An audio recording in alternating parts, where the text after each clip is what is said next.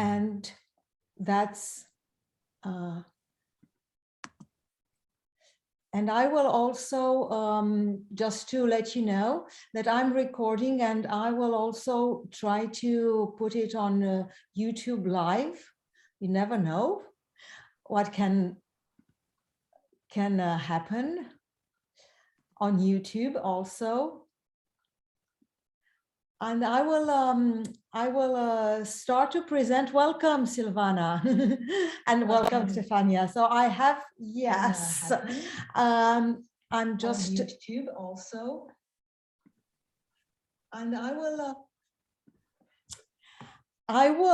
will just share with you, Silvana and Stefania, my enthusiasm to have as a guest Silvana Wasitova today, who is one of the, for me at least, the pioneers of Agile coaching, and yes, and a pillar of the international Agile community. Someone very thoughtful, wise, and inspiring. And I had the pleasure to meet Silvana years ago. I think it was at the retrospective gathering. I'm not sure when we met. It was Italy, Coach Camp Italy. Was Coach the first Camp Italy. Okay, so it was Coach Camp Italy, a beautiful place in Umbria, I remember. We kept connected since. We crossed in Agile in Europe also, which is a great European event for the Agile community. So Stefania, you're invited, and all the people that will watch the recording, you are invited. It's in Toulouse, beautiful Toulouse, France, from 24th to 27th of 26th of August this year. Silvana also was an organizer of AIL 2018 in Prague. Sorry, 2017, I think. But anyways, one of those. one of those. One of those. In beautiful Prague. And Silvana also organizes the Agile Coach Camp Czechia. So yes, Silvana, you are one of the most active members in our community, and I'm delighted to have you as a guest today to have this dialogue about Agile leadership. These dialogues on Agile leadership, I have initiated them last year. It was an idea for celebrating 20 years of the Agile Manifesto, and saying what Agile, and mainly Agile leadership, which is one of my my area of interest, became 20 years after.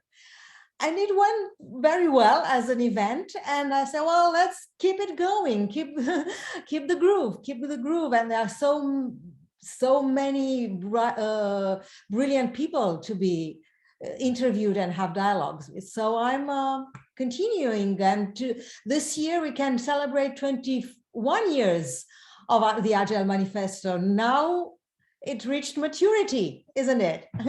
Can go to pub in the US. And the interview will be about 30 minutes. I will ask you some questions, Silvana, maybe 20 minutes, and then we'll have a dialogue with the participants. Today we have a special exclusivity for Stefania, who came alive. Right. If that's okay for you, let's start. So Silvana, I already mentioned 20 years of the Agile Manifesto. We talk a lot about the Agile mindset since the beginning. For easy question, what means for you today Agile leadership? Agile leadership is, so first of all, thank you for the kind words and saying such nice things about me.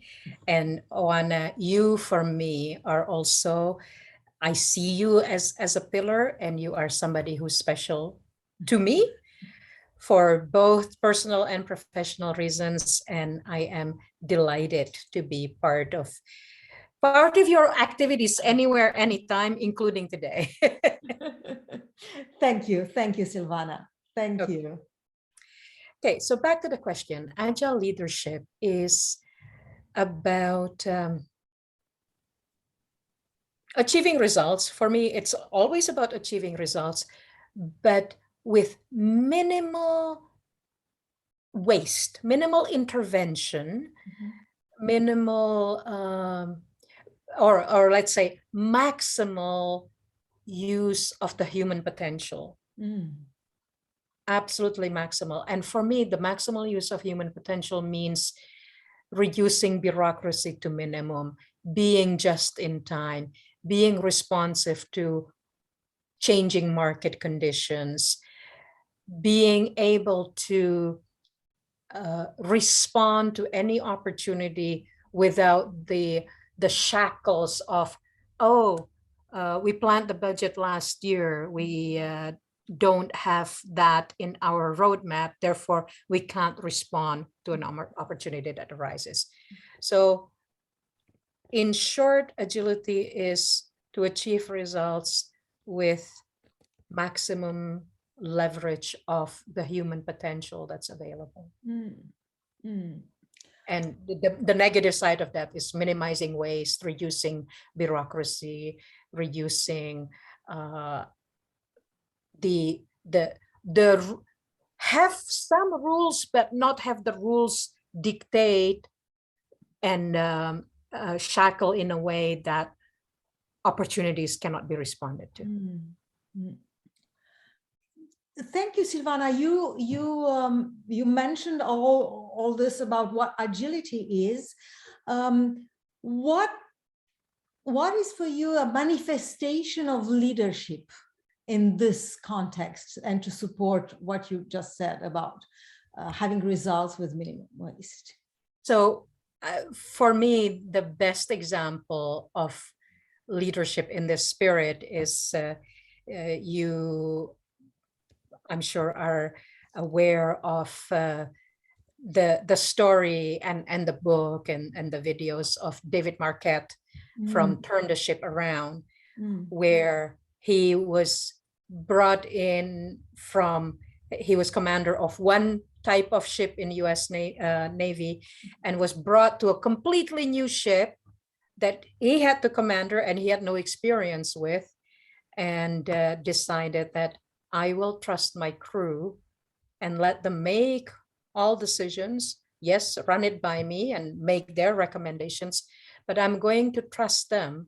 And the only decision that he kept to himself, let's say the only veto power, was when to fire a missile.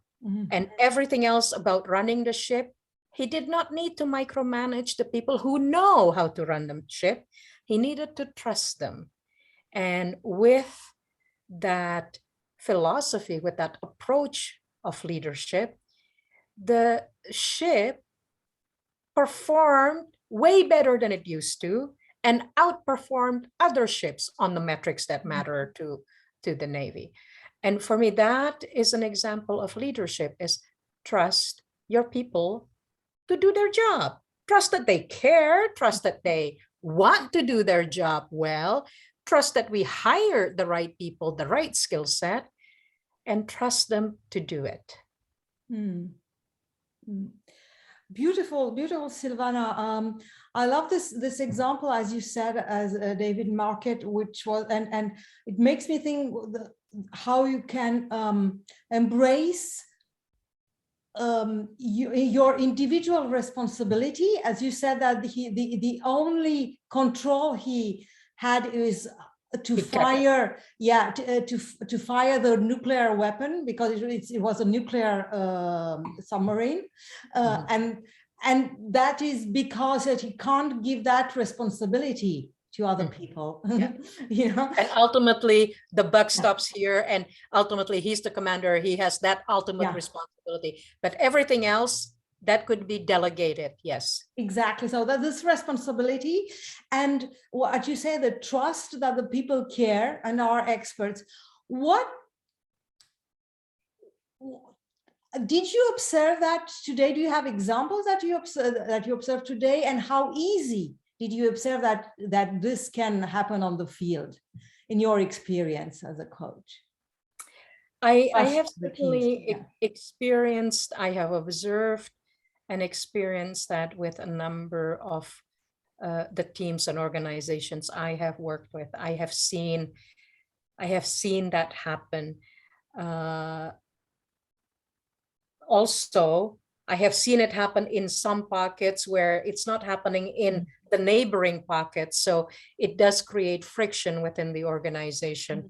And obviously it creates opportunities for people like you and me to come and help these organizations to achieve better performance. But yes, I have, there are a number of people, I won't mention names at the moment, but certainly people and clients I have worked with who I have great respect, because they do operate in this manner with this philosophy. And what did you observe? What are the ingredients that were required, that they had? What was their skills or their magic power that made them be like that, have that? One person in particular that I have in mind is, not only was he open to new ideas, he was hungry for how can things be better.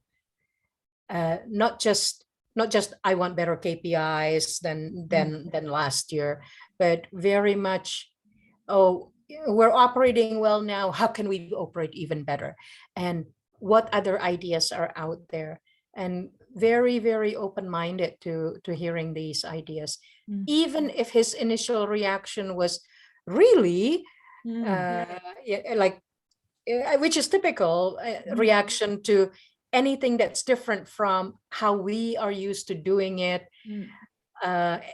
something that's counterintuitive or counter to our experience, especially experience that we have done for years and years, and it's produced results. How can doing it differently produce something else or something better? That skepticism is quite natural. So in this particular individual, even with that skepticism, he certainly was, in a number of our conversations, he would, I could sense and I could feel that, yeah, the wheels were turning, and he was looking at, what could that mean? How could that mean? And then the next sentence or a few minutes later, the processing has concluded to saying, okay, let's try that, or let's do that. And I know that some of the things that I was suggesting were different from his environment and from how the normal operating procedures were. And yet we accomplished so many wonderful things in that engagement. Beautiful. What you are saying now, what I understand is that along with trust in the teams, Yes.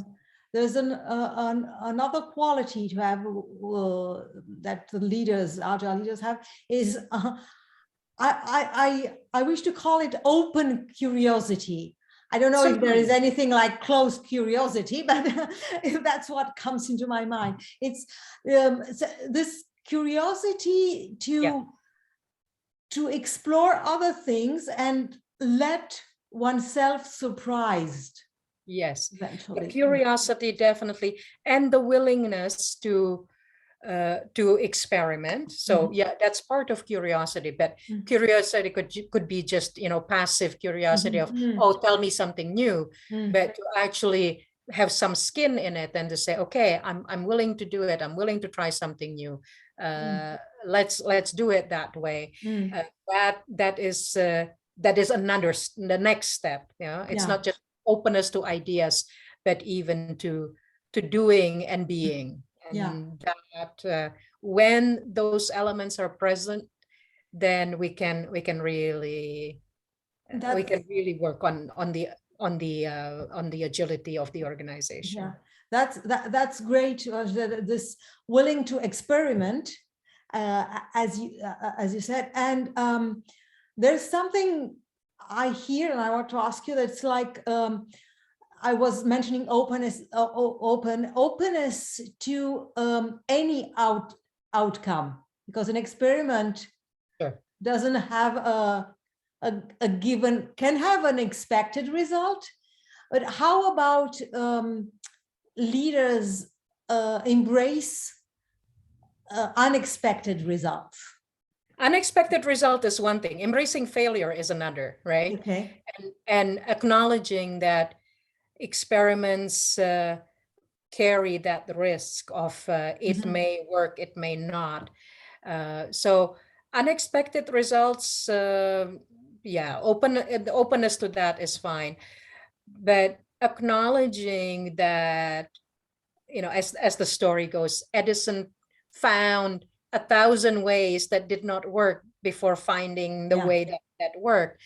That 1,000 ways, that is a huge commitment, dedication, perseverance. And I mean, in the case of Edison, we can say that he knew, because we don't know that he knew, but that he knew there was something in there and he just needs to find a way, and he just kept at it, and that was perseverance. But in the case of today's business, there is no guarantee if we take an experiment that it will work. So there needs to be both openness to that. And I mean, this is why in Agile, we also say, if there is a risk, then do a small experiment. So if it doesn't work out, you're not risking too big a jump or too big a potential loss, right? And then one of the beauties about doing something like 2-week sprints is every 2 weeks we can assess and we can adjust our trajectory, our direction, our approach. And with that, we can reduce the risk and still experiment. So openness to that and acknowledging that it may not work out needs to be there. That is a bit more rare. But again, from Agile perspective, our recommendation of do small experiments helps keep the trust, and reduce the potential downfalls. Yeah, because what I'm hearing is that leadership need to embrace the exposure to failure. And for you, how, if an Agile leader, how can he or should he or she react in a situation of failure? Reaction to failure needs to be, okay, there's a lesson in this and let's keep moving, right? That really needs to be the reaction. And there are companies where this is practiced. There are some well-known companies where this is already a reality. So it's not that new. It is new in places where this is not the case. Or it is especially jarring in places where failure is met with punishment, or with bad reputation, or with, oh, so-and-so failed on such project, we can't give him or her the next big project because Mhm. this guy is a failure, or which may not be true, and may not even be completely within the control of that one person.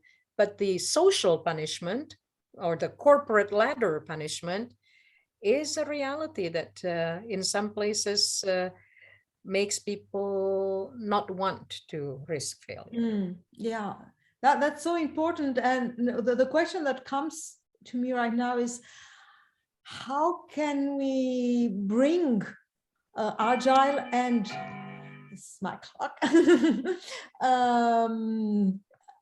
and this, saying that we are halfway through our dialogue, and I will definitely stop in 10 minutes. I have tons of questions, but I would like to give, of course, Stefania the opportunity to ask you a question.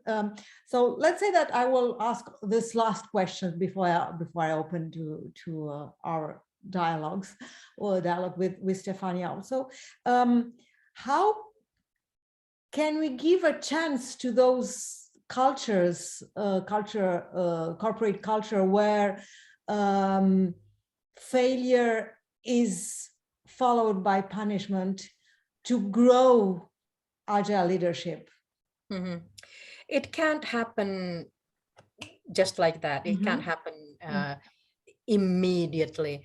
So my usual approach is to, with introducing agility, look for ways to deliver early results so we can establish a little bit of trust and a little more openness to let's try something new. Because just introducing agile way of working, introducing Scrum or Kanban is already introducing something new. And I mean, let's face it, in some of these long-standing corporations, people have seen new processes come and go, over the years. Okay, what's the new flavor? What's the new thing this time? And if we, with introducing agility, we show that some things are better and some things have improved.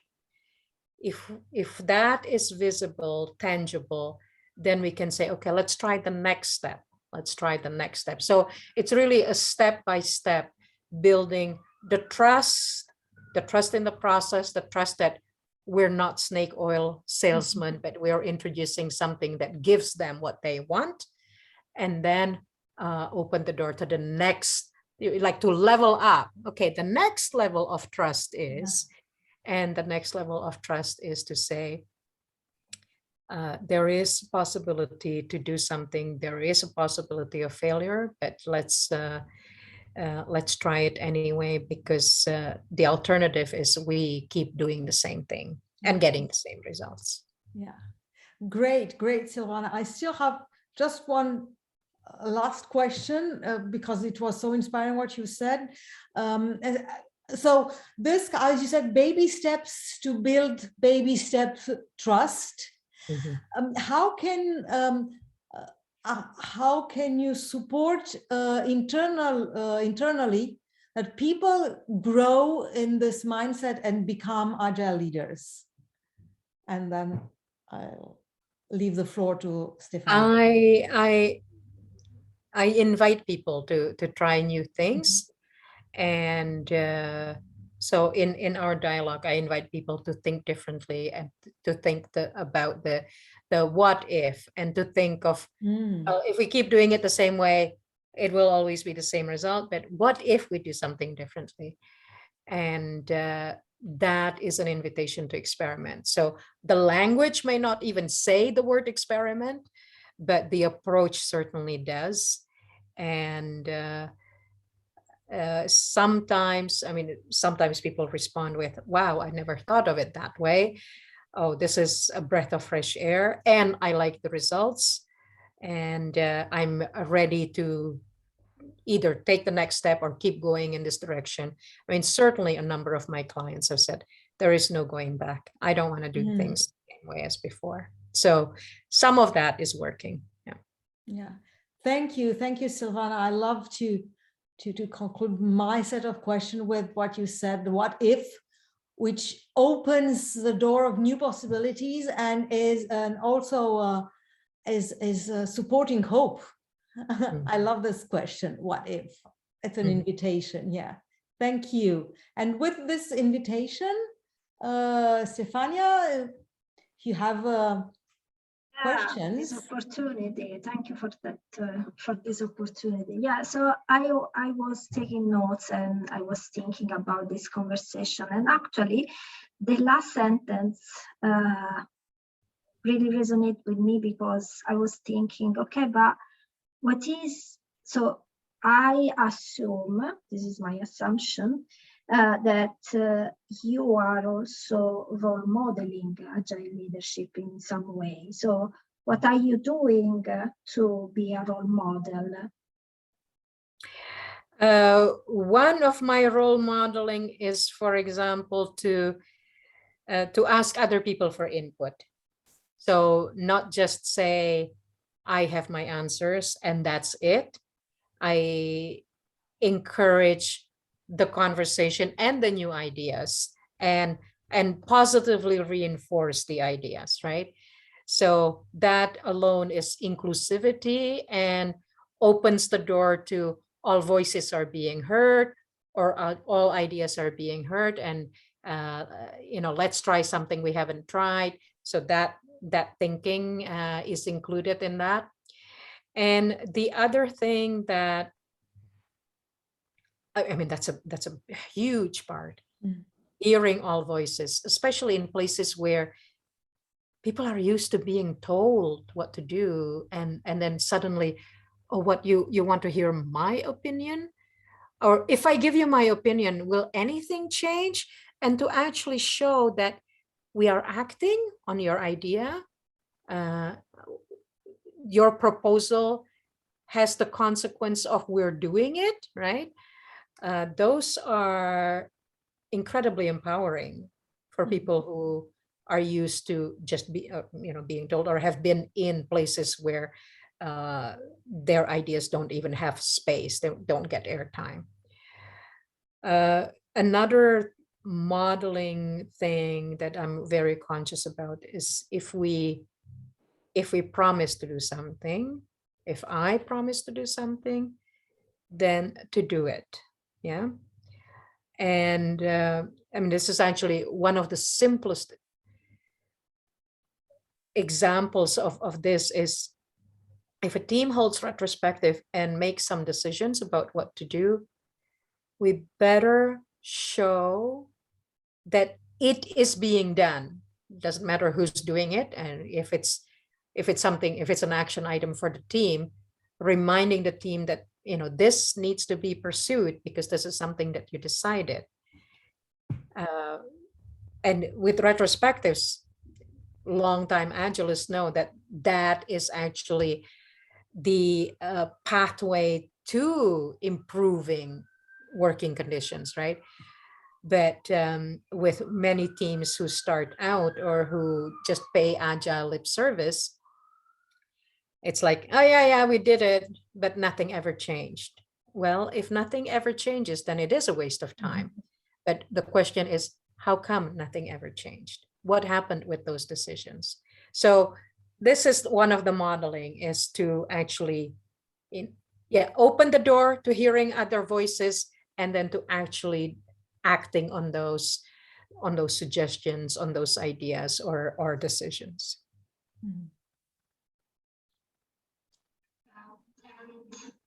Another point that we haven't touched yet is, and for me it's really important, is maybe also to give more transparency, how we are measuring the impact that we are having.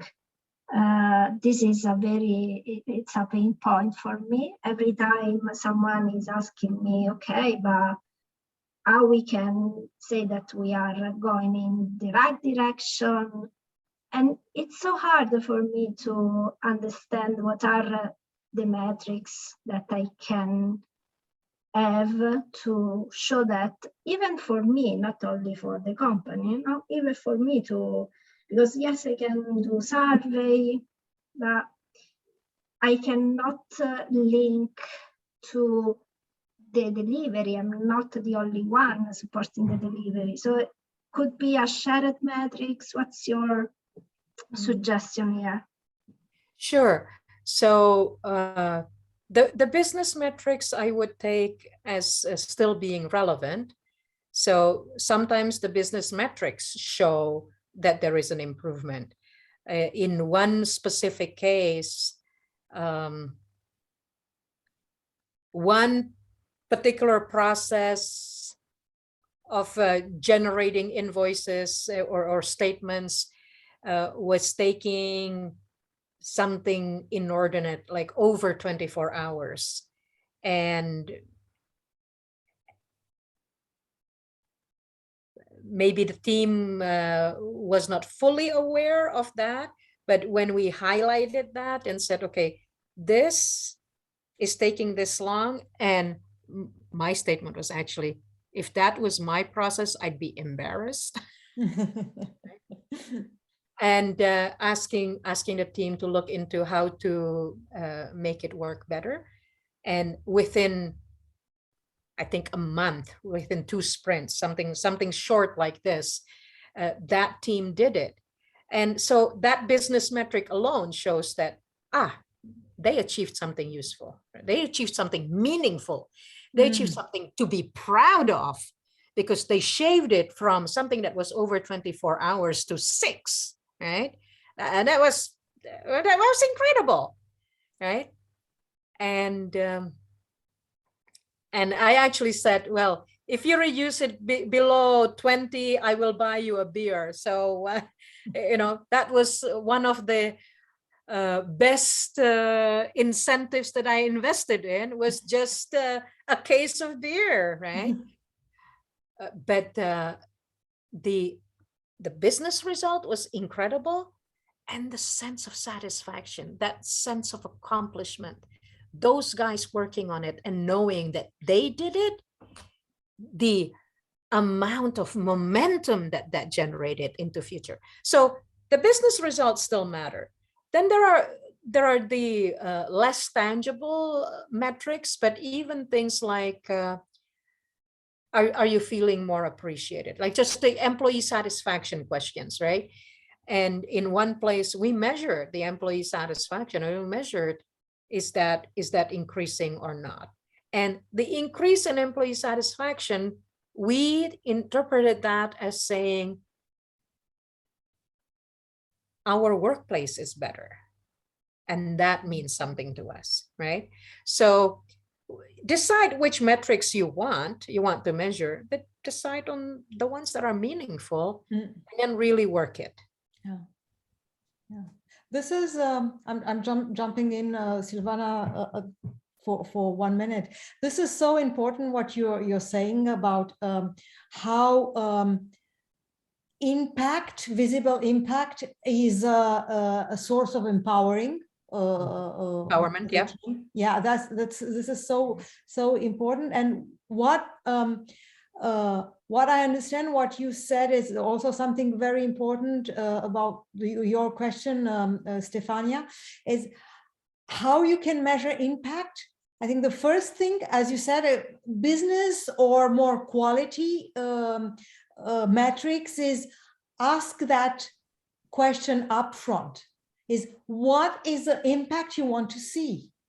And then you put in place things that empower teams to see if that impact is achieved or not, so improve, or at least improved. At least improved. Because one of the things today, as you said, is that, well, we do agile transformation, whatever, and then how do we know that we've done it? But we didn't think it's okay if it's a success, how it will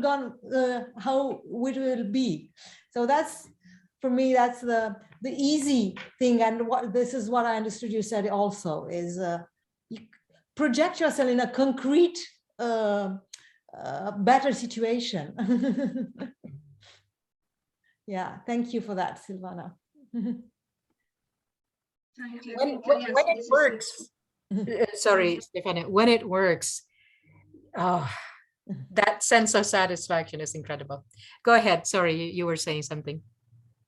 No, nothing. I was saying that, yes, this is useful. I think that coming back to what you said, Silvana, about ask other people, no? Or I just said that maybe you have to just ask what you want to see, what is the impact that you want to see, and start from this and build the metrics related to the impact that the people would like to see. So yeah, I think is something that now is very clear now for me. Thank you for this.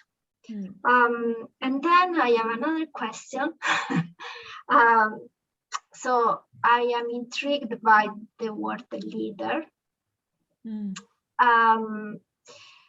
And my curiosity is, if I imagine this leadership, agile leadership, sometimes to me are a dichotomy, because I can see, maybe it's a wrong assumption, but I can see this leader that is leading, so follow me, no, instead of maybe supporting, like you are saying now.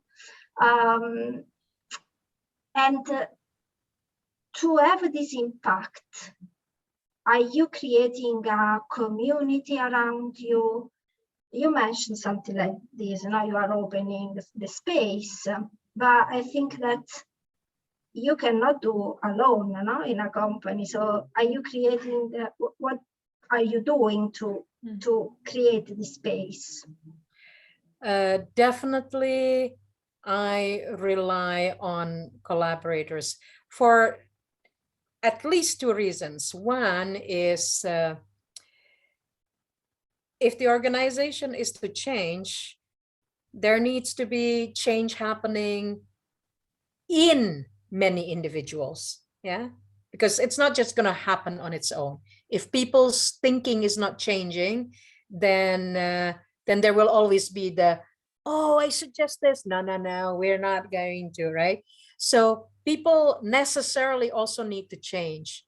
And within those who are changing, so the people who I work with first, I do look for allies and people with whom we can combine forces. Again, for two reasons. One plus one is more than two, right? And when there's two or n of us doing this, then 1 plus 1 is more than 2 to the power of n, right? Because of the number of people. So I look for allies and collaborators that way. Starting point is the people I work with directly, and then branch out from there as far as it's possible. So for example, in one organization, it does mean leveraging the other agilists. And agilists, not just people with the agile title, not just the agile coaches and the scrum masters, but anybody whose thinking is agile, leverage, collaborate, let's do things together. Let's help him or her in what they're doing, because their success is my success too, and it's our success together. How's that? How can you just identify them? Like they can have just sprinkle in their eyes. What? Yeah. So definitely you can't just go through the phone book. Yeah, that doesn't work. So I do identify them through the contact, yeah, who I work with, or maybe I don't work with I certainly don't work with everybody. So sometimes it is reputation of, oh, so and so over there, they're working this way, or they're trying to achieve something. Then I may want to combine forces, or I may look for opportunities to inject into it, and also include them in something that I'm doing. So one is the direct contact, and the second is the reputation of, who else is along the same path or thinking the same way, and how do we combine our efforts? Because doing it alone, not only is it lonely, but it is too hard. Mm. Yeah. So And not leverage funny. and And not funny. Going alone is not funny for me. The No. funny part is sharing, no? The sharing and knowing that it, You the can 1 + 1 build. is you build ideas, and then somebody else Yeah. adds something, say, and how about this, and how about this, something that on my own I would not have built it that way. And by talking about it and collaborating with other people, it's so much better. Yes. So from that perspective, I look for collaborators. I love this, what you're saying, Silvana. I'll step in with one question, if I may, because that was inspiring. What you mentioned about how you can create new, surprising things beyond what you expected, and also feed this need we have, all of us, of belonging. We all need to belong to a community. And what you said about this generative solutions, because you build on and you build on. I wonder what, I want to know more your thoughts on inclusivity. You mentioned inclusive. How are you able to include other voices, or hear other voices that are maybe not in this like-minded, but they can also bring creativity and contribute to ideas? So yeah.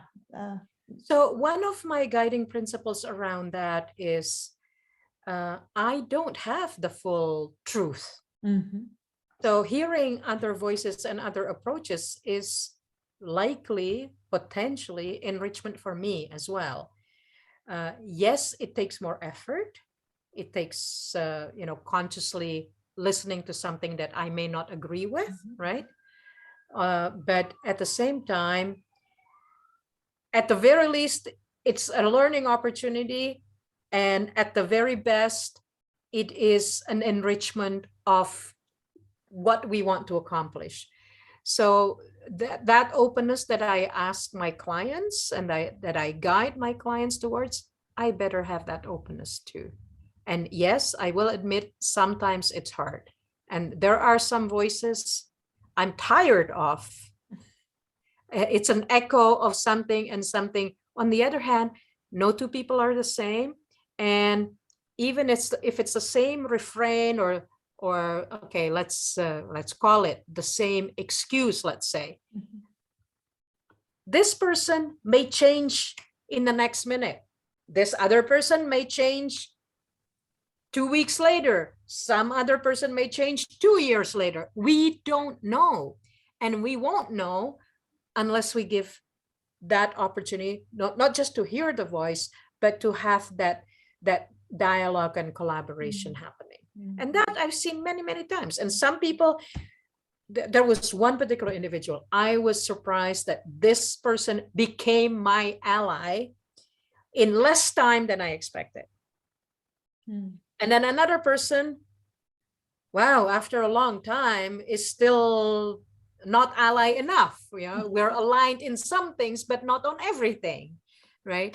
But we don't know in advance. So that openness needs to come from me as well. Yeah, I just want to acknowledge and thank you for your alignment. As you said, that if you ask the openness for the people that you coach, you better have that also. And that's so important. So thank you for that. Yeah, just wanted to acknowledge. We have 10 minutes to go, Stefania. So if feel free if you have other questions. I have another, if I may. Right.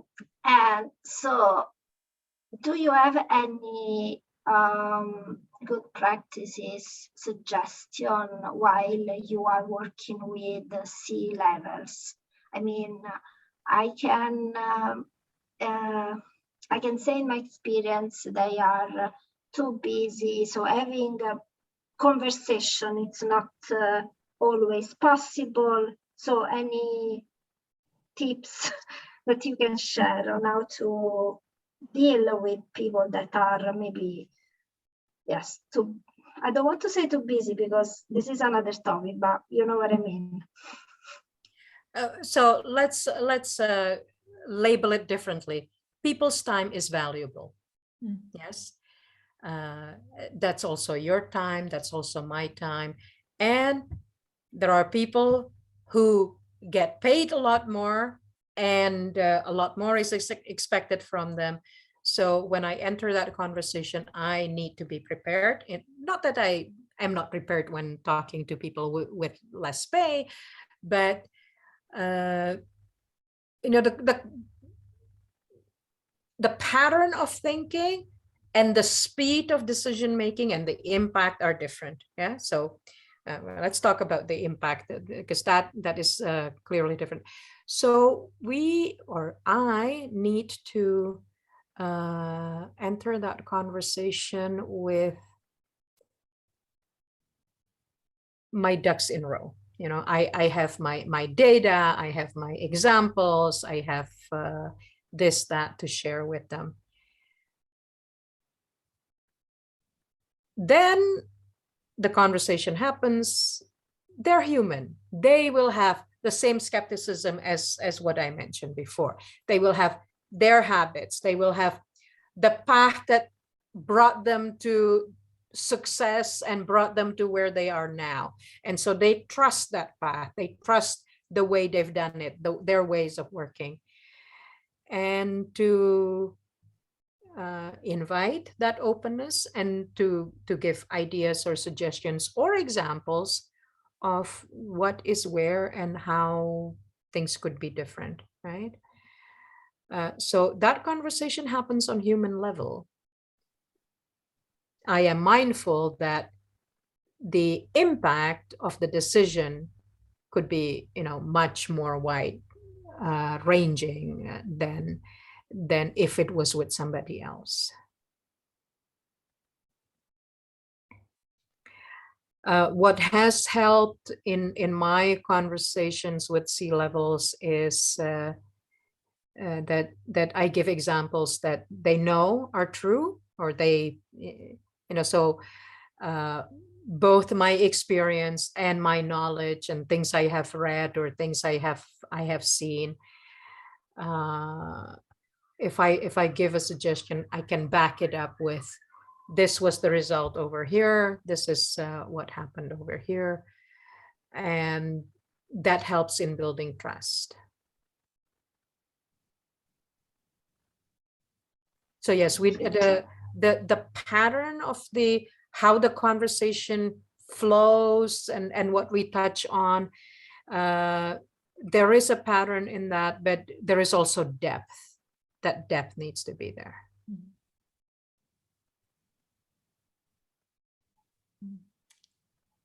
Wonderful. What makes me think of, and I thought that generates a question,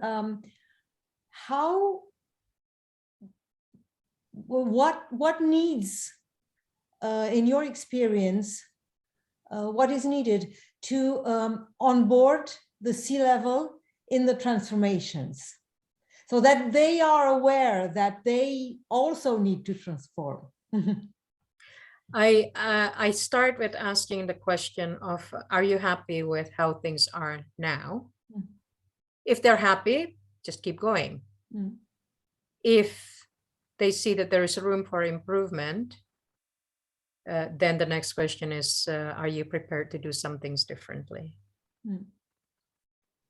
That old adage of the same approach that got you here will not solve today's problems and get you to something else. So we will need to try something else. And I offer to guide them with my best efforts and knowledge and experience, and they can validate that this is the right approach at regular intervals, and we can always change direction. Well, that sounds like sprint Yeah. cadence and small experiments, right? So the lingo may be different, but it still is the same approach of so yes, we need to do something different, and based on what happens over here, what happens over there, what we know from Agile Manifesto that's 21 years old, these approaches can work and have produced results elsewhere. Would you like to try them? And then either they say yes, let's try it, or they say no, in which case we don't. That's for sure. That's for sure. So yeah, I said my clock is a present, so I let him just say what. Actually, we still have 2 minutes. Thank you, Silvana, for that. My question was really because it's something that for me is important, and my experience was that C-level are very well intentioned and are willing to make things different by their teams. So the idea is what is needed to create awareness that they are also involved, and they as individuals need also to change. Yeah.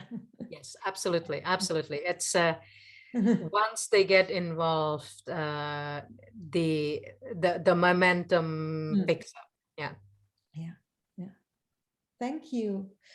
So Stefania, if you have a last burning question. I am very grateful to this opportunity to be here with both of you. So thank you for that. Yeah. Thank you. So then I will close up. We can close this this dialogue, beautiful dialogue. Thank you, Silvana, for being so inspiring as ever, for your beautiful, mindful presence. And thank you, Stefania, for having joined us tonight. And for your time, because as Silvana says, your time is valuable. So your time, Silvana, is valuable. Your time, Stefania, is valuable. And thank you for offering your evening to this dialogues on Agile leadership. On this momentum, I will invite you to follow the meetup on dialogues on Agile leadership and see what is next. And see you next time. I will just stop. Thank you. Bye. Bye.